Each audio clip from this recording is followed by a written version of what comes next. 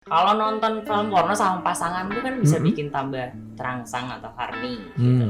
Apa? Atau terangsang atau horny. Ngomongnya lagi dong.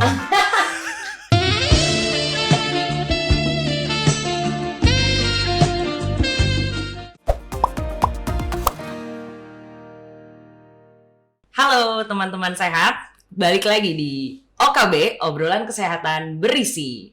Bersama saya, Dr. Indah dan partner saya. Saya Pak Darmawan. Nah, biasanya Pak Darmawan yang opening, sekarang saya ya, biar nggak bosan ngelihatnya. Nah, hari ini kita balik lagi ngebahas topik-topik yang lagi hits, yang banyak diomongin orang-orang.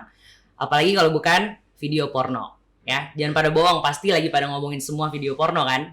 Nah, ternyata video porno itu bisa membuat kecanduan.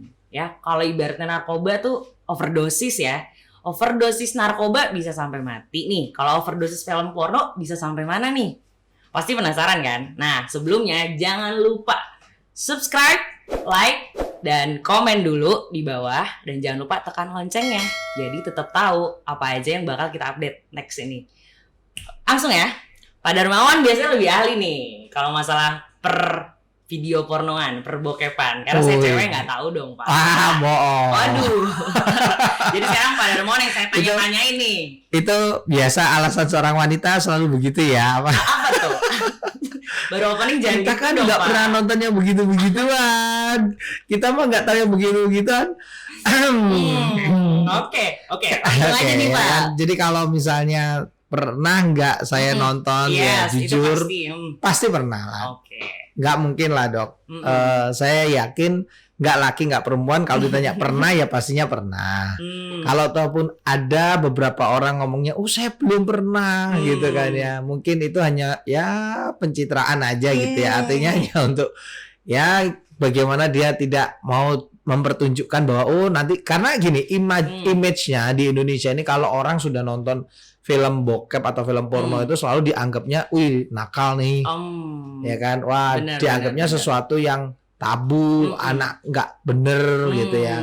Padahal kan nggak selamanya menonton film porno itu adalah perbuatan yang tidak senonoh atau perbuatan yang tidak benar gitu loh. Benar. Edukasi juga ya Pak? Iya betul. Jadi gitu. kapan nih Pak pertama kali nonton video porno itu kapan? Ingat? Saya nontonnya pas SMP. SMP. Wah, Bapak SMP saya baru lahir kayaknya. Nah. Terlihat kan pemirsa di rumah. Ini bohong loh ya. Ini kalian dibohongin sama dokter Ina loh. Padahal umur kita itu bedanya tipis guys. Jadi jangan percaya sama dokter Ina. Oke, lanjut Gak nih. bercanda ya. Baik, terus SMP. Gitu ya. Kapan? Maksudnya sama teman-teman kah atau di mana atau kalau zaman saya kan udah ada internet nih, zaman Bapak SMP apakah sudah di internet kah? Enggak, pertama kali nonton itu ya bareng teman-teman. Bareng teman-teman. Karena ya anak SMP waktu itu mungkin usia puber gitu. Jadi lingkungan teman-teman saya jadinya ya diajakin gitu, diajakin. Oh, Bapak terajak ya? Oh iya. Bukan Bapak yang ngajak. Oh bukan dong, kan kelihatan dong dari wajah saya itu kan bukan yang mengajak tapi yang diajak. Oke. Terus Pak lanjut. Baru selanjutnya besok-besoknya saya ngajakin kan gitu loh. Awalnya diajak ya kan, besoknya ngajakin dan akhirnya ya kan solo karir gitu. Ya kalau ya biasa awal-awal itu kan boy band gitu ya, boy band rame-rame gitu. Ujung-ujungnya sendirian seperti itu. Jadi kalau Pak Darmawan sendiri terakhir kapan nih? Ini pertanyaan saya seru nih. Udah kan nonton film porno yang lagi viral nih Pak, yang katanya mirip oknum-oknum itu gitu. Banyak ya yang viral tuh banyak loh, ya kan? Cuman gara-gara satu oknum itu ya kan akhirnya ya orang taunya cuman itu gitu loh. Padahal film bokep tuh banyak dan yang lebih cantik juga banyak gitu loh ya kan. Tapi yang mirip dikit. Jadi udah nonton belum nih Pak? Yang kalau udah nonton udah belum ya, ya kan? Ya silakan komen aja lah, gitu kan ya. Menurut teman-teman sehat, kira-kira bagaimana? Tapi saya pikir sudah atau belum, ini kan tidak menjadi salah satu hal yang penting ya. Artinya Ya tentu kita juga turut prihatin atas adanya hal-hal seperti itu, karena memang yang paling berbahaya dari film porno atau mungkin dikatakan pornografi ya teman-teman ya, itu sebetulnya bukan pada pornografinya dok, tetapi yang kita khawatirkan itu adalah ketika sudah terjadi tindakan namanya porno aksi. Iya betul sekali. Karena kalau kita bicara yang namanya pornografi, artinya film porno, mungkin banyak teman-teman saya mengatakan kalau memang film porno itu dilarang, ya kan? Kalau film porno itu akhirnya bisa menyebabkan, kita bahas hari ini itu overdosis, menyebabkan sesuatu yang nggak baik untuk tubuh atau kesehatan. Kenapa sih kok film itu masih diproduksi dan jadi industri bahkan. Betul, bahkan ada industri perfilman khusus untuk film dewasa atau film porno. Di negara-negara di luar Indonesia itu bahkan sudah melegalkan, kan seperti itu. Jadi tidak selamanya film porno atau pornografi itu dianggap sesuatu yang negatif. Menjadi negatif kalau disalahgunakan. Betul. Contoh kita bicara narkoba aja. Narkoba itu kan adalah obat-obat yang memang secara kedokteran digunakan untuk pengobatan atau metode pembiusan tertentu, ya kan, yang sebetulnya ada manfaatnya secara medis. Tapi ketika jatuh ke tangan orang yang tidak benar, artinya disalahgunakan, ya akhirnya bisa menghilangkan nyawa seseorang. Nah kan, sama sebetulnya. Kalau kita melihat film porno dari sudut pandang yang positif, sebenarnya ini kan bagus karena bisa memberikan kita, khususnya untuk para pasangan gitu ya, atau supaya dalam kehidupan hubungan intimnya itu ada suatu variasi, ada suatu hal yang baru gitu, ya kan? Ada tontonan-tontonan yang mungkin supaya apa ya teman-teman ya? Kalau kita bilang itu, saya bilang nggak monoton gitu, ya kan? Betul. Seperti itu sih dok, saya pikir. Oke. Kita balik lagi nih Pak. Pertama kali nonton video porno, rasanya gimana sih Pak? Rasanya tegang, ya kan, tegang, ya kan, tegangnya itu tegang, takut ada ketahuannya gitu ya kan, takut ketahuan orang tua, ya, dan juga tegang di bagian tertentu juga, ya kan, jadi tegang secara fisik dan juga psikis gitu loh, ya kan, jadi fisik ya tentu, kan waktu itu SMP sudah puber ya, jadi nggak menutup-nutupi. Saya kira di sini juga bukan mengumbar-umbar suatu kevulgaran menurut saya, tetapi kan kita ingin berbagi edukasi kepada teman-teman sehat ya tentunya di OKB ini, agar menurut saya begini dok, buat para orang tua tentunya ya, ini kan pentingnya ada apa ya, edukasi kali ya ke anak-anak zaman sekarang, apalagi kalau zaman saya itu mencari film bokep itu susah. Betul. Karena itu kita nontonnya pakai kaset beta itu loh ya, VHS tuh ya kan, yang masih tebel-tebel, iya masih gulungan itu ya kan, itu ya kelompok anak-anak nakal yang nyarinya gitu ya kan, nyarinya penuh usaha. Kalau sekarang kan dengan adanya ini kan dunia dalam genggaman gitu, betul. Walaupun mungkin pemerintah sudah memblokir beberapa situs, tetapi kan VPN. Banyak cara-cara gitu ya yang bisa dilakukan para kaum remaja zaman sekarang, itu selalu banyak akal lah. Nah disinilah saya kira pentingnya kita sebagai orang tua yang punya anak-anak, nggak laki nggak perempuan loh ya.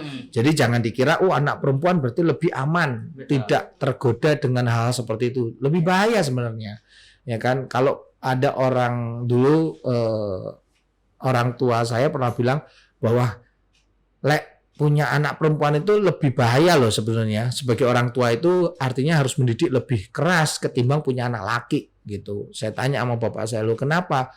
Iya mending ngopeni anak wedus timbang ngopeni anak wedok, ya kan? Katanya ngono, lu kok ngono? Iya, dia anak wedok itu punya anak perempuan itu ndak gampang. Kenapa? Kita orang tua ndak hati-hati mendidiknya, nggak benar-benar untuk menjagainya.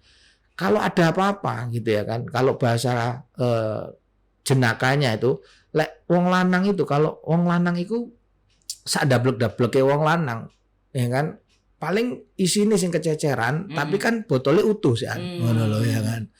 Ya ibaratnya seperti itu teman-teman. Tapi kalau untuk anak perempuan ini kan jadi victim, jadi korban. Kata ayah saya kalau sampai kenapa-kenapa, waduh, itu kita mau tempelengin anak kita mau hukum kunci di kamar nggak boleh keluar, itu kalau perut udah ada isinya ya nggak akan kempes gitu loh. Nah ini mungkin pelajaran penting. Kenapa kita orang tua sebetulnya mengedukasi anak itu sedini mungkin. Iya betul sekali. Ya, bahkan sekarang banyak teman-teman kita ya sejawat itu juga sudah diundang ke sekolah-sekolah di usia SD kelas 6 pun sudah diberikan sexual education. Ya kan, edukasi seksual di anak-anak sekarang.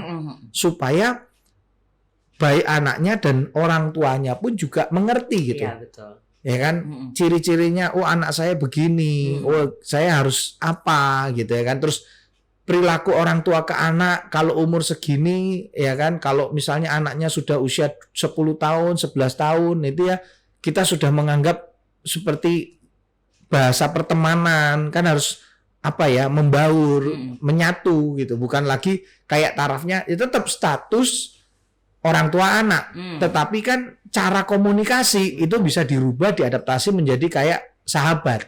Jadi bukan lagi sifatnya perintah saja. Karena anak kalau sudah masuk usia puber, Dok, itu beda dengan dulu. Kalau kita dulu ya kan, itu psikologi anak, kalau Darwin mengatakan manusia itu kan berevolusi. Nah sama, anak sekarang itu juga evolusi. Anak sekarang berevolusi secara pikiran, perilaku, tingkat kematangannya udah jauh lebih matang, lebih awal ketimbang kita dulu. Ya kan, mungkin contoh gini, Dokter Indah mengalami menstruasi pertama kali itu bisa jadi di atas umur 15 kali ya, atau mungkin 16-17 SMP lah. Ya kan. Nah artinya apa, anak sekarang SD kelas 5 perempuan itu pun juga sudah banyak yang mendapatkan menstruasi pertama, artinya secara fisik udah matang.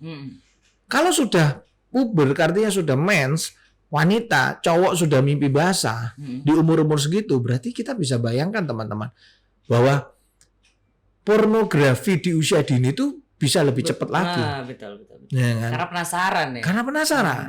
Karena kan dorongan biologis itulah yang membuat kita akhirnya mencari. Karena itu kan kayak lapar tapi secara nafsu, secara keingintahuan gitu loh. Sama kayak kita makan aja. Kalau lapar ya cari makan. Nah, kalau laparnya ya dibawa pusar ya cari itu gitu loh ya kan. Nah itu saya pikir pentingnya adanya sebuah edukasi dan keterbukaan dari sejak kecil terhadap anak-anak sekarang. Setuju banget sih sama Pak Darmawan, apalagi banyak meningkat ya pelecehan seksual pada anak-anak di bawah umur. Jadi memang edukasi dari orang tua ke anak itu tentang seks itu perlu. Bagaimana supaya melarang ya untuk orang asing, bahkan keluarga sendiri pun menyentuh bagian-bagian vital dari anak, mestinya begitu ya. Betul. Ya kan, jadi harus diberitahukan organ-organ reproduksi itu yang vital itu yang mana, ya kan. Terus ketika kalau ada orang yang mencoba melakukan porno aksi di organ reproduksi itu tadi, ya si anak pun akhirnya tahu, oh berarti saya ini sedang dilecehkan gitu loh. Karena banyak predator di luar sana kan, yang kadang malah memanfaatkan usia anak-anak yang dikiranya ya belum tahu apa-apa, dan lebih mudah untuk dibohongin gitu loh. Nah, saya kira seperti itu. Kita balik lagi ke topik video porno nih, Pak. Sekarang udah dewasa nih, sudah punya pasangan. Apakah masih nonton? Ya. Apakah nonton bareng pasangan kah atau sendirian kah kalau sekarang? Bareng pasangan. Bareng pasangan. Oh gitu. Jadi nggak pernah sendirian? Oh kadang-kadang sendirian. Kalau sendirian berarti masturbasi dong, Pak? Masturbasinya tergantung. Oh gitu. Tergantung suasana dan situasi serta kondisi. Kan kalau situasi dan kondisi tidak mendukung ya nggak mungkin dong kita melakukan. Kan seperti itu ya kan. Situasi gimana tuh, Pak? Ya kan? Situasinya ya kalau namanya masturbasi kalau bisa tidak ada orang. Ya iya ya, benar juga ya. Ya kan? Kalau ada orang namanya bukan masturbasi. Ya namanya apa dong? Eksibisionis. Oh iya, benar juga ya. Oke. Itu udah perilaku penyimpangan seksual itu kan ya. Jadi kalau bicara masturbasi ya kita laki-laki jujur aja pernah melakukan ya kan. Pasti. Ketika sekarang sudah punya pasangan, saya pun juga terkadang masih menonton bersama dengan pasangan. Justru di situ adalah momentum di mana kita kadang menemukan sesuatu rangsangan? gairah kali dok, gitu ya. Jadi ya mungkin tiap orang variannya berbeda-beda. Bukan berarti kita tersugesti bahwa kita bisa ereksi, kita bisa terangsang kalau kita nonton, tidak seperti itu. Tetapi lebih kepada yang namanya mencari suatu varian dan juga suatu suasana yang berbeda aja. Gitu ya. Karena apa? Di sini Mbak Nadia boleh coba dikeluarkan ada 4 tahapan nih dok. Ya kan? Jadi sebenarnya kalau kita bicara overdosis ya, kapan sih orang itu dibilang kalau misalnya gini, wah jangan-jangan kalau nonton terus bareng pasangan pun juga nonton, dikiranya nanti wah ini udah kecanduan nih, wah ini udah ibaratnya suatu yang nggak benar gitu ya. Nah, padahal ada 4 tahapan. Jadi, ada 4 tahapan orang kalau bisa dibilang kecanduan ya, ada 4 tahapan. Ya kan? tuh, Coba nih nanti saya tunjukkan nih ya. Ada tahapan-tahapannya, ada 4. Nanti coba. Nah, sambil nanti kita lihat di sini, nanti di layar kaca di TV itu nanti teman-teman juga bisa lihat. Yang pertama itu begini, teman-teman. Yang pertama adalah kita itu tahapannya eksperimental. Percobaan. Nah, ini ya, eksperimental. Yang kedua adalah rekreasional, yang ketiga itu adalah kondisional, dan yang keempat adalah baru masuk stadium atau fase kecanduan. Jadi saat kita mau melakukan apapun gitu ya, mau entah itu merokok, menggunakan narkoba, makan sesuatu, ya kan, kayak misalnya para wanita sekarang, hati-hati loh. Jadi nggak selamanya objeknya itu adalah film porno, dianggap kecanduan. Nggak selamanya objeknya itu rokok, dibilangnya kecanduan. Nggak selamanya narkoba, baru orang itu dibilangnya Anda kecanduan.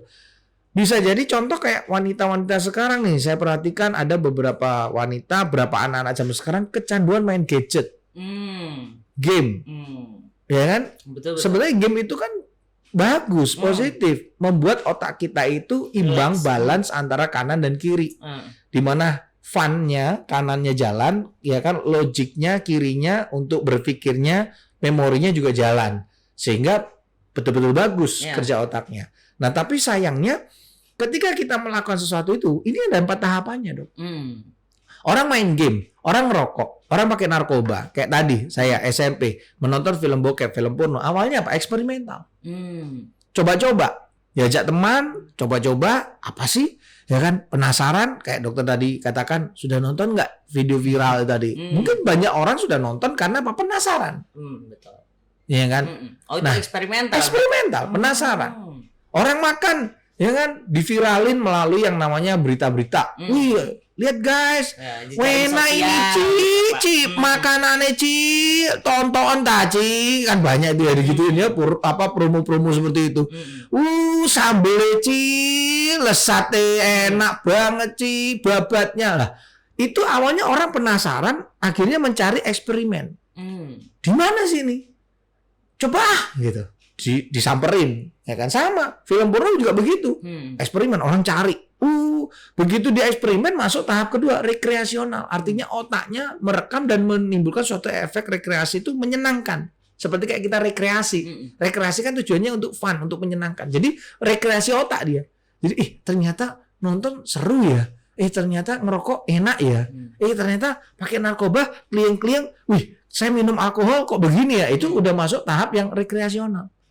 Nah, biasanya orang akan masuk kecanduan itu harus ada kondisi yang nomor 3 itu apa? Kondisionalnya, dok.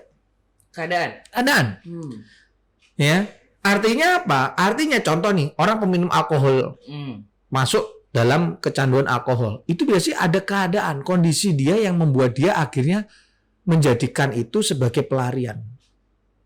Ya kan? Broken home kah? Ada masalah dengan pasangan?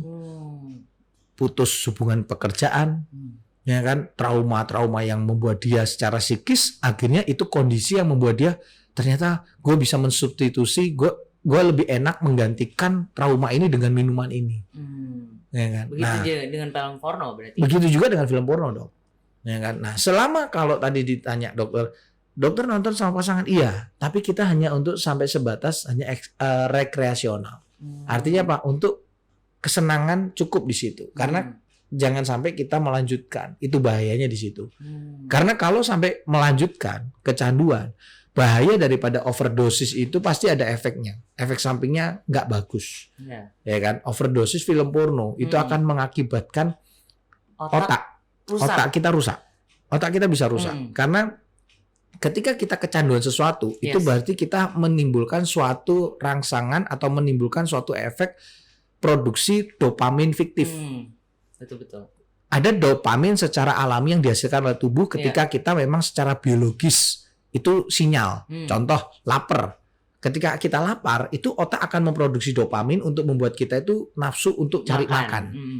Tapi ketika kita sudah makan kenyang, maka dopaminnya akan berkurang, turun, sehingga kita akan menimbulkan efek, wah sudah kenyang ya, sudah cukup nih gitu. Jadi nggak akan gila makan. Kalau udah kenyang kan stop.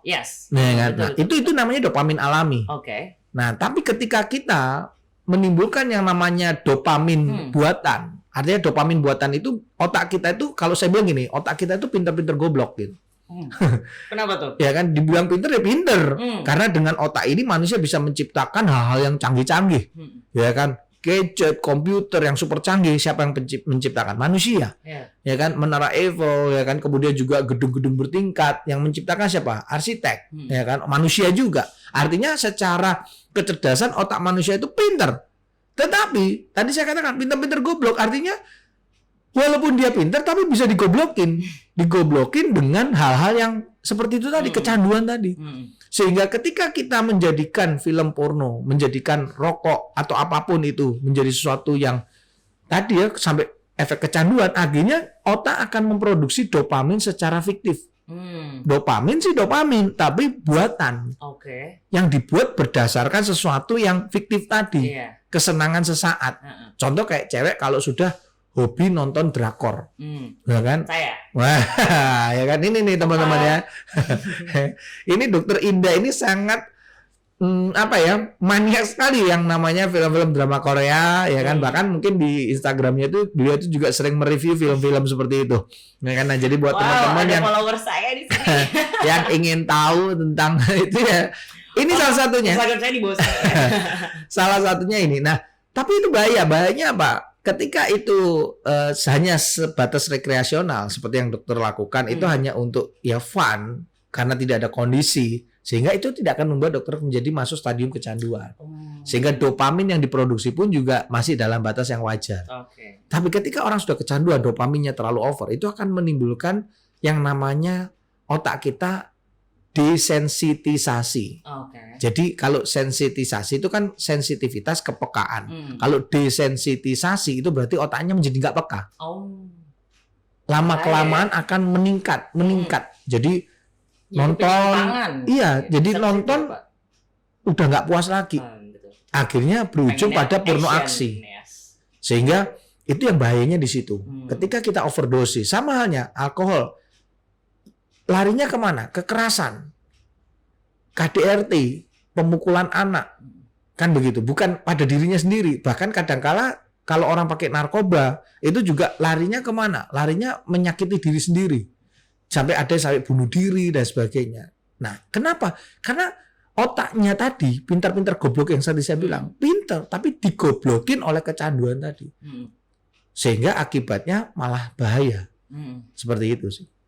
Oke, itu udah panjang lebar ya, dijelasin tuh gimana bisa mencapai step kecanduan gitu. Oke, kita balik ke pertanyaan ringan-ringan lagi nih.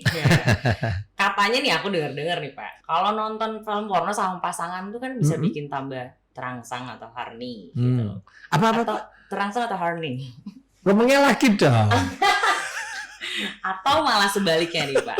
Apa butuh kah film porno untuk membuat horny? Ya kalau ini jangan sampai salah ya. Kalau tadi saya katakan memang kan buat saya dengan pasangan itu kan adalah untuk varian atau untuk sebuah sensasi. Ya kan, tetapi kalau bicara apakah bikin tambah lebih terangsang, ya saya kira tentunya tidak ya. Kan itu hanya sekedar ibarat kata kalau makan itu dikasih bumbu ya kan supaya lebih enak.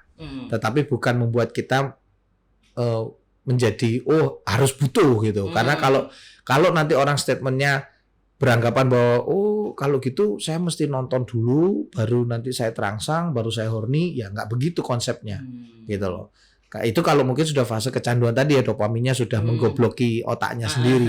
Tetapi kalau yang normal saya kira tidak seperti itu. Karena kalau untuk membuat terangsang, selama kita laki-laki ya kan, organ reproduksinya bagus, fungsinya juga masih prima, ya saya kira nggak jadi soal gitu loh ya. Karena terangsang atau tidak terangsang itu kan bukan efek dari filmnya, tapi efek dari organ biologis kita, reproduksi kita. Kalau misalnya nggak ada, kalau dikasih filmnya pun sebagus apapun gitu ya, karena dikatakan bahwa organ seksual terbesar itu kan katanya otak kita. Dari otak kita mendapatkan dopamin tadi, rangsangan, terus akhirnya turun ereksi kan begitu. Tetapi begini dok, sebagus apapun rangsangannya ya kan, nah tetapi kalau organ biologis kita bermasalah, ya nggak ngaceng, ya nggak bisa ereksi gitu. Gitu. Ya kan, gimana mau horny, bagaimana mau kita terangsang kalau kita impoten? Gimana kita mau bisa bergairah, apalagi ceweknya gitu ya, kalau ngeliat punya pasangannya, ya kan, kalau bisa yang besar kenapa harus yang kecil, katanya begitu kan. Nah jadi sebenarnya poinnya bukan pada filmnya, tapi pada fisik kita dan psikisnya si pelakunya ya, baik pria maupun wanitanya. Apalagi saya dengar-dengar nih 85% laki-laki dewasa tuh sudah mengalami gangguan seksual, bener nggak sih Pak? Oh iya, ya kan 85% laki-laki bukan hanya mengalami, tapi pernah mengalami pasti. Yang namanya ejakulasi dini, gangguan ereksi, itu pasti pernah mengalami itu gitu loh ya kan. Karena fisik, psikis itu bisa mengalami problem. Nah tapi kalau buat saya, daripada nonton film bikin terangsang, saya mah tiap hari selalu pakai sesuatu nih. Mana coba Mas Ferdi, coba bawa ini. Ini yang selalu saya pakai dok. Jadi namanya adalah Loveless. Kalau dari apa tuh? Loveless itu, love itu kan cinta, less itu oles. Nah, jadi ini merupakan krim untuk organ reproduksi laki-laki dewasa, bukan untuk cewek ya. Nah, untuk yang cewek tunggu nanti tanggal mainnya. Yang bikin cewek itu ya fungsi organ reproduksinya prima. Nah, kalau ini untuk laki-laki. Untuk laki-laki saya selalu menggunakan namanya Loveless. Loveless ini, jadi selain saya setiap minggu itu mengkonsumsi yang namanya Jawara atau Bentrap untuk menjaga kebugaran, vitalitas organ reproduksi seorang laki-laki, saya juga setiap hari pasti menggunakan Loveless. Ya kan, itu saat sebelum mandi. Karena Loveless ini merupakan krim herbal yang terbuat dari bahan namanya Butea Superba. Di mana Butea Superba itu sejenis umbi-umbian yang berasal dari negara Thailand dan fungsinya bukan sebagai anestesi, bukan membuat baal, tetapi tujuannya untuk antiseptik alami, membersihkan. Jadi ya buat saya pribadi bukan keganjenan, bukan sih, tapi kalau bisa kita menjaga bersih, kenapa enggak? Apalagi kan kita mau melakukan hubungan dengan pasangan itu kan berarti memasukkan sesuatu, terjadi penetrasi. Berarti alangkah baiknya kita makan aja, kita minum, pengennya airnya bersih. Ya kan, makan makanannya jangan jorok, jangan kotor. Ya sama dong. Mungkin buat wanita juga jauh lebih aman dong. Ya kalau pasangannya itu menjaga kebersihan di organ reproduksinya. Nah, saya selalu gunakan Loveless ini. Gitu. Buat teman-teman sehat ya. Ini udah dapet tips dari Pak Darmawan loh. Pertanyaan terakhir nih dari saya nih Pak. Untuk yang sudah overdosis film porno nih. Caranya buat bisa sembuh tuh gimana sih Pak? Jadi kalau untuk sembuh yang pertama ya harus kita hindari ya. Prinsip daripada kesembuhan dari suatu penyakit itu adalah perubahan perilaku. Perubahan perilaku itu yang harus kita lawan. Karena kalau kita, misalnya contoh gini, diabetes mau sembuh gimana? Nggak cukup butuh obat saja, tapi harus perubahan gaya hidup. Itu yang paling penting. Kunci sukses atau kunci keberhasilan dalam terapi apapun, penyakit apapun adalah perubahan perilaku. Karena yang namanya overdosis film bokep itu kan adalah penyimpangan perilaku yang tadi saya katakan. Nah berarti ya kita harus merubah perilakunya. Pertama, tentukan, pilihlah 5 orang di sekitar kita yang tidak mengajak hal itu. Lingkungan menentukan, dong. Lingkungan menentukan. Karena ada orang bijak mengatakan begini, teman-teman sehat. 5 orang di sekitar Anda hari ini itu akan menentukan masa depanmu nanti. Wah, saya ada 4 orang nih. Satu lagi masa depan saya. Ya kan? Karena itu jangan sampai salah pilih. salah memilih 5 orang di sekitar kita, meletakkan itu akan mempengaruhi. Ya, sama halnya selalu saya bilang contoh gini. Seorang ibu melahirkan ada 3 orang anak. 3 orang anak, terus kemudian 3 orang anak ini dititipkan di orang-orang yang berbeda. Hasilnya beda-beda loh, sekalipun lahir dari rahim yang sama. Betul kan ya? Jadi sama, kita ini juga hasil dari yang namanya lingkungan. Jadi yang pertama adalah kita harus pilih lingkungannya dulu. Yang kedua, kalau lingkungannya sudah benar, ya kan, berarti apa yang harus kita lakukan? Yang harus kita lakukan adalah mengalihkan. Kayak tadi kalau diabetes, kolesterol, mengalihkan makanan manis menggantinya dengan makanan lain. Kan begitu ya kan? Nah, sama. Jadi setiap kali ada kepikiran untuk mau menonton film itu tadi atau film bokep tadi, ya Anda ganti dengan melakukan tindakan lain. Contoh orang ada yang merokok mengganti dengan permen karet. Betul. Ya kan? Nah, kemudian orang narkoba, terapi narkoba itu kan disubstitusi diganti dengan dosis yang lebih ringan sampai lepas. Kan gitu ya. Artinya apa?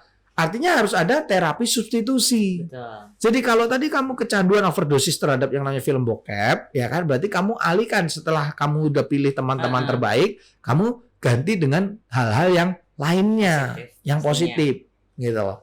Nah, kalau kita melakukan itu konsisten, sembuh. Walaupun mungkin maaf gitu ya, mungkin teman-teman saya yang menyaksikan obrolan kita akan mengatakan, ya Pak Darmawan, Dokter Indah mah enak ngomonginnya, tapi kan kita yang nerapinya, menjalinnya, kita yang sudah kecanduan rokok, kecanduan film bokep, susah dok, gitu kan ya. Loh, ya. Coba dulu makanya. Hidup itu tidak ada yang gampang dok. Betul. Semua hidup itu susah teman-teman. Ya, hidup itu apapun yang Anda pilih pasti susah. Contoh, ada orang mengatakan, wah nikah susah, lu cerai ya susah. Ya kan? Tapi pilihlah sesuatu yang paling baik di antara yang susah. Ya kan? Daripada cerai mending nikah toh. Ya kan? Nah, obesitas susah. Menjaga tubuh ideal juga susah. Ya pilihlah yang menjaga tubuh ideal yang paling baik di antara yang susah. Betul. Ya kan? Nah, dan memang terkadang untuk sembuh itu memang harus dipaksa. Iya. Walaupun kadang yang menjalaninya terpaksa, tapi kalau nanti sudah terbiasa, akan jadi orang luar biasa. Wow, nice sekali dari Pak Darmawan ya. Yeah. Oke, hari ini aku simpulin aja nih ya. Jadi sebenarnya film porno itu tidak selalu negatif, teman-teman sehat ya. Ada positifnya, itu bisa menjadi edukasi, bisa menjadi experience lah buat pasangan-pasangan mencari biar nggak boring dengan hubungannya gitu. Jadi jangan selalu dipandang negatif. Menjadi negatif ketika itu sudah menjadi sesuatu yang berlebihan, sudah menjadi sesuatu yang overdosis lah. Karena itu akan melit ke porno aksi ya Pak, ya, bisa dengan gangguan-gangguan yang lainnya gitu. Jadi ya buat teman-teman sehat, semoga bisa mengambil hal-hal baik dari yang kita bicarakan dari tadi. Jangan lupa tetap, terakhir dari saya, jangan lupa subscribe, like, dan komen. Misalnya nih teman-teman sehat pengen ada topik yang mau bahas dong gitu, Dokter Indah sama Pak Darmawan dong, boleh komen di bawah. Nanti kalau komen-komen yang menarik dan kita ambil jadi topik, bakal kita kasih hadiah-hadiah lucu ya. Hadiahnya apa nanti kita kasih tahu. Dan jangan lupa tekan tombol loncengnya biar tetap tahu update-update terbaru dari kita. Sampai ketemu lagi di episode selanjutnya. Saya Dokter Indah dan saya Pak Darmawan. Pamit, terima kasih.